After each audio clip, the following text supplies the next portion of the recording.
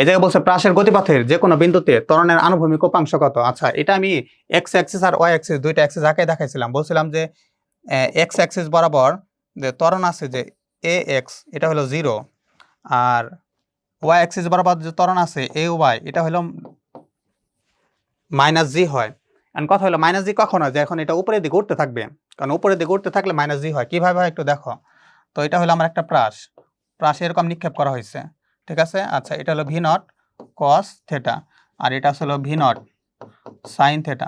তো গ্র্যাভিটি আমার নিচের দিকে টানবে, তো মাইনাস জি, তো মাইনাস জি, সেই মাইনাস জি এই জায়গায় আসছে মাইনাস জি। এখন কথা হলো যে যখন এটা আনুভূমিকভাবে পড়বে তখন কি হবে, যখন এটা ভূমিতে পড়তে থাকবে। আচ্ছা, যখন এটা ভূমিতে পড়তে থাকবে তখন A Y is equal to 0, তো তার মানে ফাইনাল অ্যান্সার আমার কি 0 0 হবে, দেওয়া আছে 0। শেষ। চট্টগ্রাম বোর্ডে আসছিল 2013-তে।